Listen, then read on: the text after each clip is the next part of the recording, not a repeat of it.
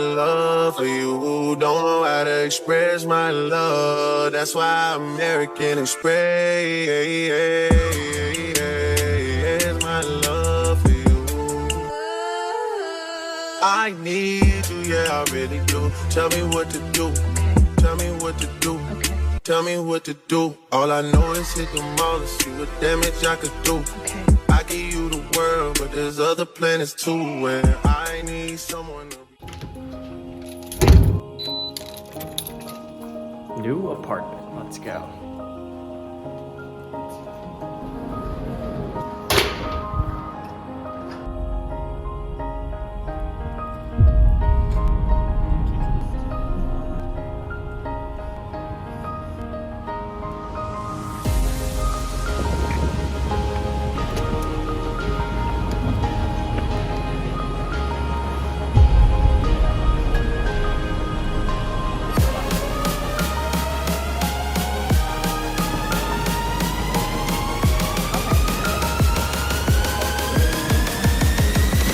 Exit here.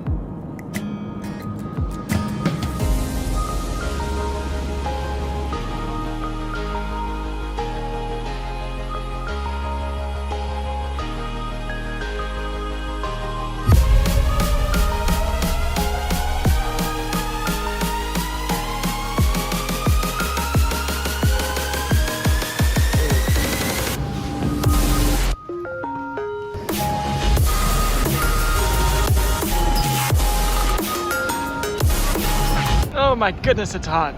Yeah. Ah! They don't call it the Desert Heat Classic for nothing.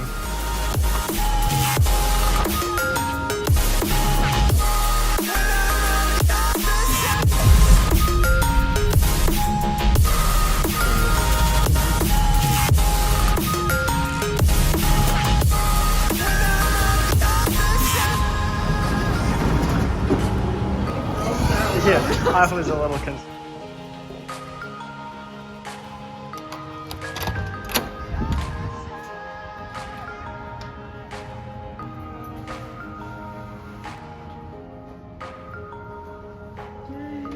All right, guys, we are here in Tucson, Arizona. It is boiling hot out here. This is the Desert Heat Classic. I know that this wasn't originally on my schedule to start the season, but this meet is absolutely blazing every single year. UNC was here last year, and there were some crazy times running the 800 meters. So thought we would come out here and go to a really fast meet with some really good competition. But yeah, it is hot. We race tomorrow at 9:00 p.m. It is going to be late at night, but the nice thing is that the sun will be down. It'll be getting cooler. Hopefully the wind will be dying down a little bit. That's going to be perfect night race conditions for us to go out there and run really fast. So we'll talk more about the breakdown for this race, who's in our heat, a little bit later. But yeah, we're gonna bear the heat. We're gonna go do our pre-meet at the track sometime between 4:30 and 6:30, pick up our packets, do some strides, and then we're gonna come back, get some pre-meet dinner, and break down this race. So we're gonna get pre-meet going here in a little bit. We'll see you guys then.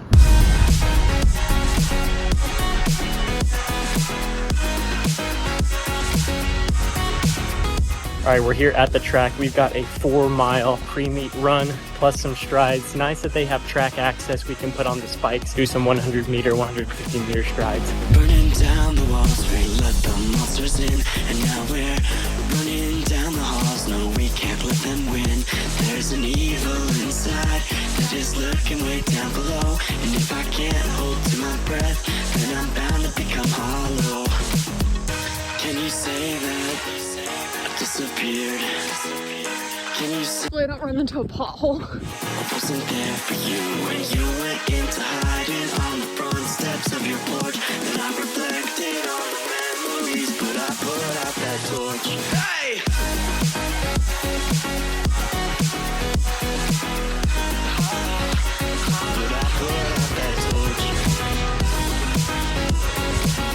some strides.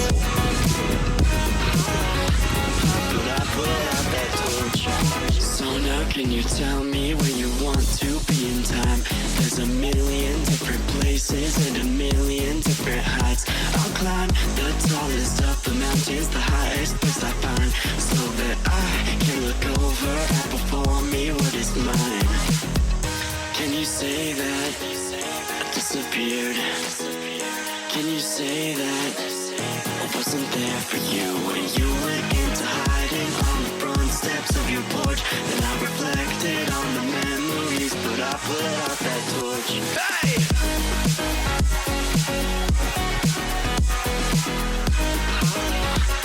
But I put out that torch.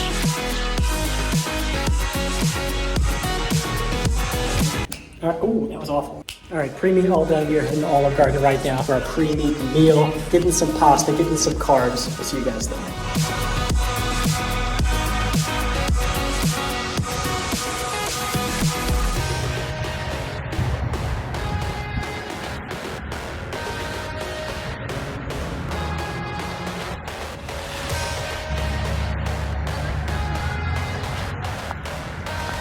Very cool, very cool.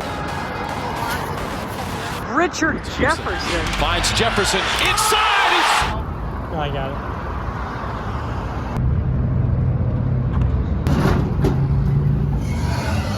All right, guys, we are back at the hotel. It is currently 9 o'clock at night. We just got back, walked back from the gas station, got some snacks for tonight, and just ate at Olive Garden. Got a nice big dinner, lots of pasta, some breadsticks. It's just not very free racy to go to a gas station. That's okay. We would always go to gas stations when we were in college. It's just not very healthy. It doesn't give the... It's what we did. I went to a gas station. Like I said, big race tomorrow. This meet is always really competitive. It hasn't been going on for that long, but I think that last year it really picked up as far as competitiveness, especially in the 800 meters, 1500 meters. This is where a lot of really, really big schools decide to come for their last meet before conference, or that last tune-up time to get those really fast times, get those good seats for meets like conference and regionals. I know, man, we saw schools like Oregon, Washington, Northern Arizona, lots of big sky competition, Nebraska, Kansas, just about everybody. Lots of really big schools here on the West Coast coming out to this meet. So you know that the competition is going to be really good, especially in those mid-distance events. And tomorrow we'll be doing the 800. I've talked to Nate a little bit about what the plan is going to be. We know some people in our heat, some familiar faces from some previous races, especially in the last year or so, which is really exciting. That's part of why I love doing these races, going to these big meets, because I get to run against the same people, build camaraderie, build some healthy competition with my peers. I'm excited for tomorrow. Lots of us in that 148 range, again, gunning for that 147. That's the big goal. Last week at Brian Clay, we were able to get a 148.79. We got that PR that we were looking for. That was such a relief to know that I can still PR at this point in my career. And now that that goal has been accomplished, we're moving on to the next big barrier, which is trying to go for 147. It's definitely, if I don't run a 147, I won't be completely down on myself, considering everything that I've been through, this last year running unattached. Everything that goes into running attached is so much harder than running, with a college team, as far as having a team around you, having training rooms, lifting facilities, everything. Being able to still be in the fitness and shape that I'm in right now is a huge accomplishment for me. I know with my training that I've been doing, the workouts that I've been doing lately, I know that I'm capable of being able to rip out a fast time going under that 148 mark. So that's going to be the goal tomorrow. Hopefully we can get out really quick, maybe be around 52, 53 for that first 400 meters. And then we've really been working on closing and opening up our stride, especially at the end of a workout. That's been something that me and Nate have been prioritizing lately. So hopefully we can do that tomorrow, really open up our stride going into that last 200, 100 meters and make some really big moves and hopefully make a run for sub 148. That's the big goal. That's something I've been eyeing for a long time, and now it's finally here, a chance where I finally feel confident enough to be able to go out there and rip that out. That's the goal. That's the big picture plan that we're going to go into tomorrow with. It's a night race. The 800 start at 9 o'clock p.m. So it's going to be pitch black outside. It's a twilight race. It was so hot today. It's going to be hot tomorrow as well. But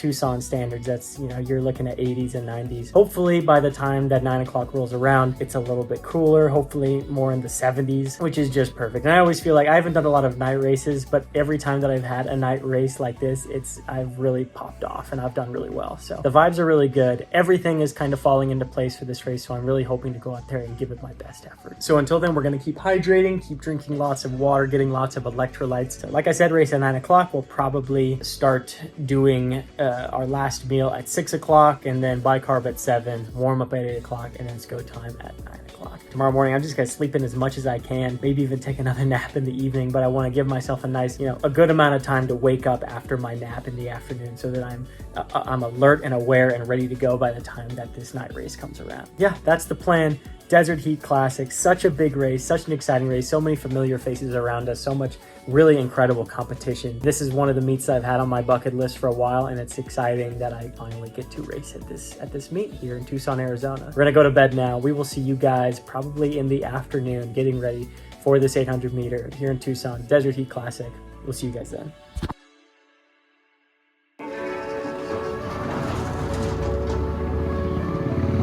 Yay, it's beautiful. Beautifully hot outside.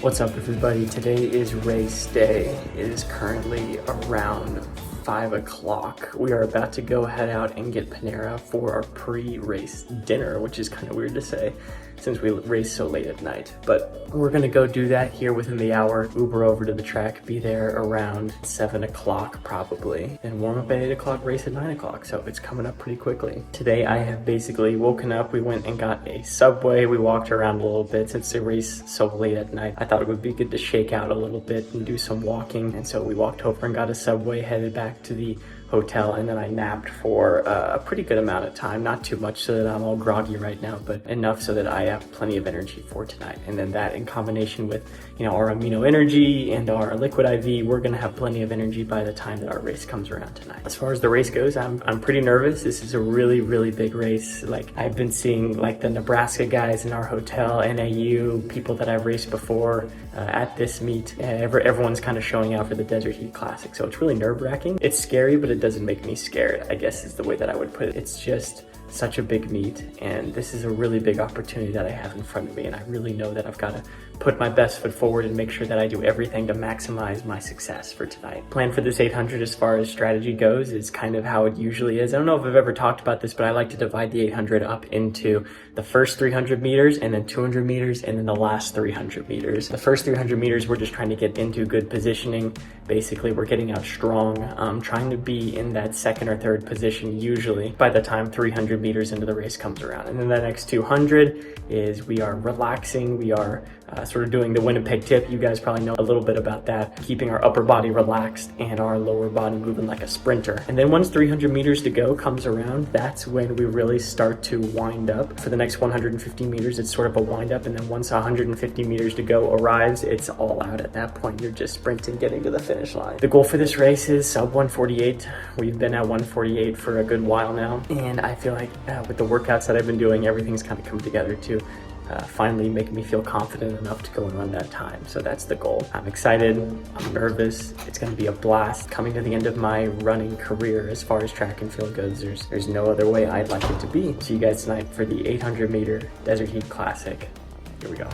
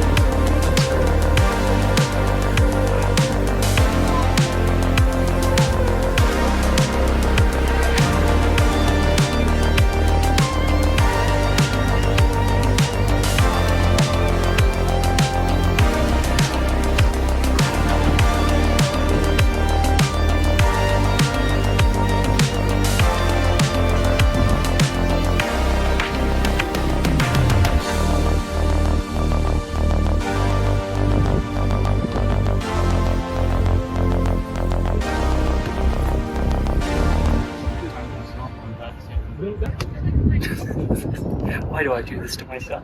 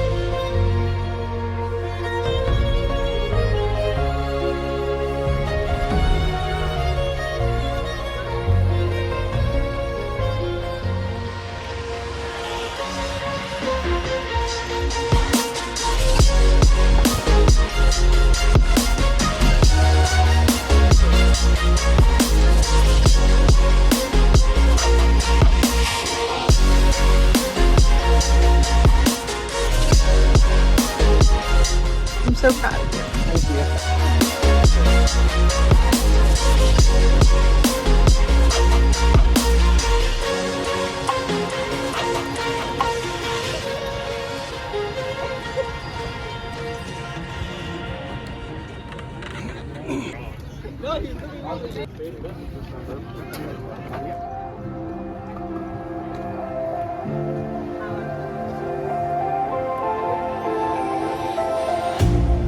You hurt me, you did, several times. It hurts to admit that we're no different. I find it hard to commit, but you don't even try. Still I'm better with than without you. Oh, I'm on it, I want it, but why do you seem to call in your eyes? Here we go. You got this. Desert Heat Classic. You don't need to be Prince Charming to me. I just need this to be real. I don't need no fairy tale. You don't need a killer dragon for me. Ooh, I don't need no fairy tale.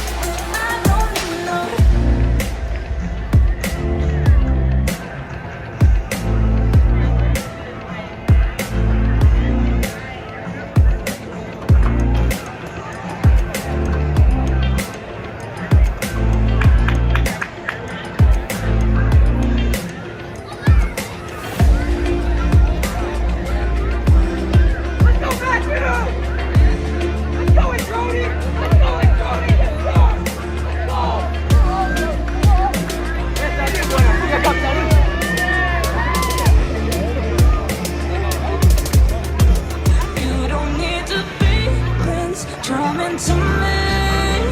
I just need this to be real. I don't need no fairy tale. You don't need a killer dragon for me. Ooh, I don't need no fairy tale.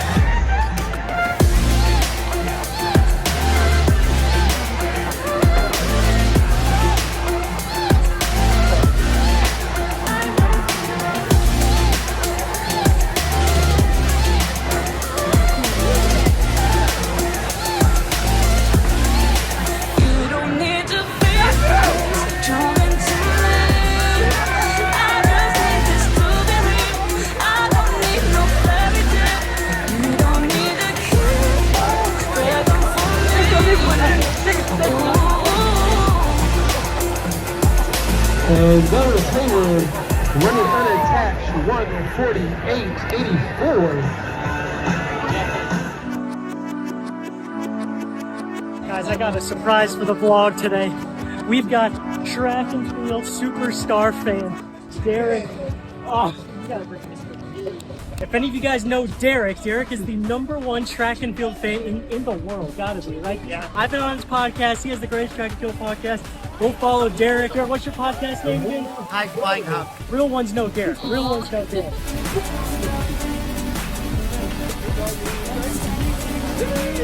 Let's go.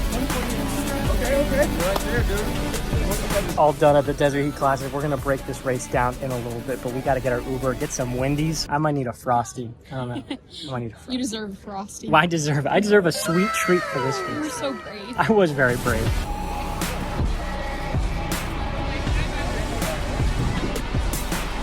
Wendy's or Taco Bell, depending on what's open, because it's like 11 o'clock at night and we don't know where we can eat food, so we're gonna see what's open. Wendy's is closed. Taco Bell it is. Supreme Lux Box. Let's go.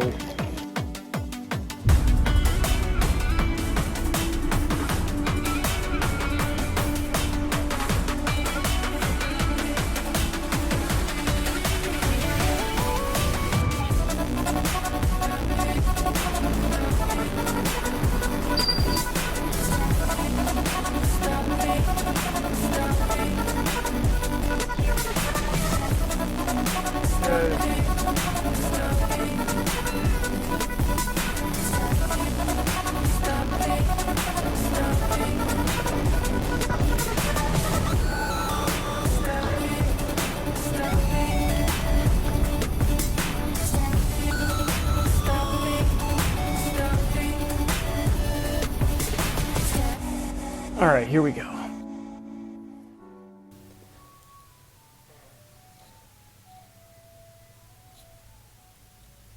I think the ice cream truck is here. We must stay focused, brothers. We must stay focused. All right, guys, we are back in Greeley, Colorado right now, not Aurora. We are here to break down basically what happened in Tucson, Arizona. Crazy, crazy meet. Overall, very happy with how I ran. Ran a 148.84. Splits were 53.84 through the first 400, so kind of a slower first lap. And then 55.01 for my last 400, which is probably one of the fastest last 400s that I have ever run, which is a good sign. That means that we are really improving our kick, really improving our finish, and that shows during this race. There was some weird stuff that happened overall during this race last year. I know my team, UNC, was here for this meet. My boy Zach got to run the 800. He said it's blazing fast. Last year, Colin Solomon ran like a 145. NCAA champion Rivaldo Marshall was here. This meet kind of came onto the scene as one of the premier mid-distance racing meets in the country. Lots of NCAA competition wants to come to this meet here in Tucson, Arizona. That's kind of what made me decide to go to this meet instead of an in-town meet at Colorado State University, because I really wanted to run fast in the 800 meters. After PRing 2 weekends ago at the Brian Clay Invitational, I knew that it was time to start focusing on running 147, running under that 148 mark. So if there was anywhere that was going to happen, had to be at the Desert Heat Classic. So signed up for that guy, came down here. We were scheduled to run at 8:45. I was in the third heat, so I was probably gonna run closer to 9 o'clock. And yeah, it was a night race at 8:45 p.m. start time. I always run really well in these night races. I feel something about just having the lights on the track, having everyone all around the track cheering you on. It brings out the best in pretty much all runners. That was another big reason why I wanted to come down to Tucson, Arizona. And this year, competition only got stronger. You know, big schools like Washington, Oregon, Iowa State, Nebraska, Oklahoma State, Kansas, New Mexico. I mean, the list just goes on and on. Everyone showed up for the Desert Heat Classic. And I knew from looking at my heat, there was going to be a lot of really, really good competition. It's a 9-lane track. There were 9 of us in this heat, but 3 of us ended up scratching. So only had 6 people in my heat, which was kind of a good thing. You might not have as many options to push you at different points during the race, but having a little bit more of an open feel in 800 and running the race that you want to run can be a big benefit. And I think that definitely helped me at this race. So we're supposed to start around 8:45, 9 o'clock. I actually didn't end up racing until around 9:45 p.m. The way that the meet was run, sort of a little bit different than last year. A lot of pressure is on the University of Arizona to put together a really good race. They had some trouble staying on schedule. They had some problems with the gun, and all of us 800 runners didn't end up racing until way later than we thought that we were going to race. A lot of us warmed up for like an hour and a half, 2 hours instead of the usual 50 to 60 minutes. So I think that really did a number on some of the people in my races. And if you look at the times this year compared to last year, winning time was a 1:47.19, only 4 people under 1:48. I think when you compare that to the results that came from this meet last year, not a lot of people ran what they were expecting to run most likely. And a lot of people probably walked away disappointed. So I think that I'm a little bit blessed that I can walk away only 5/100ths of a second off of my personal best and feel pretty happy with myself. And it also shows that maybe in more optimal conditions I could have run even faster. Going into this race, only 6 people in my heat, I knew that I would still have a really good chance to run a really fast time. 1:47, like I said, was sort of my goal time-wise for this race. The gun goes off. I'm in one of the middle lanes since I'm one of the faster seeds in this race. So I got one of the middle lanes, went out really hard that first 100, and almost immediately, this is where the race started to get really weird because everyone cuts in after the first 100 meters of the 800. And I was kind of in a weird position where I knew on that backstretch we weren't going as fast as we needed to be if we wanted to come through 400 around 52, which was what I wanted to come through at. And I had a chance to take the lead. And part of me knows that that's not really how I enjoy and am comfortable racing the 800 meters. Usually I'm more of a, wait behind people, be a hunter. And I knew that I probably wasn't going to be able to do that if I stuck behind the people on that backstretch. If I sort of slotted in, most likely would have been a little bit slower. And I knew that I wanted to run fast this meet. I made the decision on the spot to take the lead around 200 meters into the race. And I think that was a poor decision because I slowed the race down almost immediately. You guys remember in Stanford, the second that I took the lead, the race slowed down a lot. And I wish I wasn't like that, but I am. I just don't run well in the lead. And almost immediately I'm overtaken by the New Mexico runner, Matthew Androdi, and the Bradley runner. They basically just go right around me. Probably costed them a lot of energy. And I don't even, even at that point with them passing me, I know that we're not going to be very fast through the 400. So I think that this first lap was full of a lot of poor decisions by me. I kind of made some mistakes, but we can learn from those mistakes. In retrospect, I wish I would have just fully sent it and said, you know what, even if I'm going to lead, I'm going to make this an honest first lap, maybe even help some of the runners around me. I wish I did that, and maybe we could have come through a little bit faster in the 400. But 300 meters into the race, I'm in third place,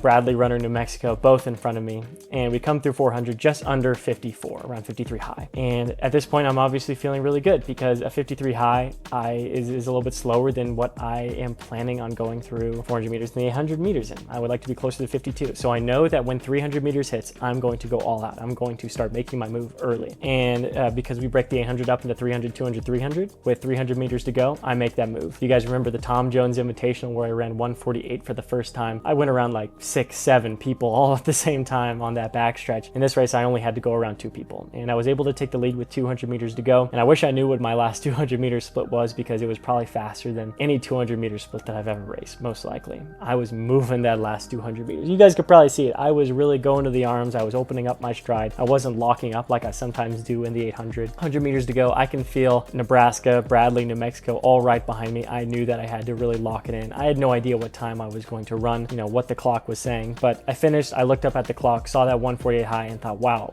with everything considered that I'm able to run a 1:48 high and looking at, how some of those first 2 heats really struggled, I was absolutely happy with that. Not a PR, not under 1:48, but overall, how can I not be happy with that? How can I not be excited that I'm so consistently under 1:49? This is my 3rd race under 1:49, and my last 2 races have been under 1:49. I think that consistency is something that really helps me feel confident that I can go further and make that next leap to 1:47, because so often I'm under 1:49, 1:50, that it's not just random and erratic. I'm always knowing that I'm going to be in the race and able to put myself in a good position at any point during the season. And also when I finished this race, I was not as tired as I usually am after an 800. Usually my head is just pounding. I can't even take my shoes off. I felt completely fine. I walked over and got to chat with, some of my peers. I got to hang out with Nico Schultz. I got to talk to Derek Rubis, track super fan, and I felt normal. I felt fine. So to know that I was able to put out forth a really moderate effort to get that 1:48, huge confidence booster going into this next meet. Overall, I feel like this meet, this 800 at the Desert Heat Classic, was the last piece that we needed to feel like we can run a 1:47. I think coming into this meet, like I said, I was prepared for it to all be over after this race. If that was it, if I PR'd, if I ran a 1:47, I was fully prepared to step away. But I think in retrospect, I didn't have everything that I needed, all the tools that I needed to feel 100% confident that I could do that. Now I feel like I have everything. I feel like I've got everything in my arsenal to go out there and run a 1:47. I've got it in me. I've been training for this for 6, 7, 8 years, I know I've got it in me. I just have to put it all together. That's the hard thing. You can have everything that you need to build a table, but you know, if you don't actually sit down and build the table's never going to get built, even though you have the legs, you have the top, everything. It's the same way for the 800. You might have all the training, you might have done all the right things, you might have done all the stretches, you might have done the diet, but if you can't put that together into a race, it's not going to matter. It's not going to mean anything. You have to execute. And I think that I have everything in order to execute. The mentality, the training, the workouts, the peripheral stuff. I've got it all. I've got it all prepared, and we're pushing all of our chips onto the table for this last meet. It was originally going to be the Arkansas Twilight meet in Fayetteville, Arkansas, hosted by the U of A. But I was at Brian Clay 2 weeks ago. I saw some flyers around the track. I saw on their website they have their own final meet of the season, the Franson Last Chance Meet. A last chance meet. That's a lot of people use that last chance meet to get a qualifier for conference, to get a qualifier for regionals, to get a qualifier for nationals, whatever it might be. For me, this is actually my last chance. It's not last chance going for something. It's that this is it.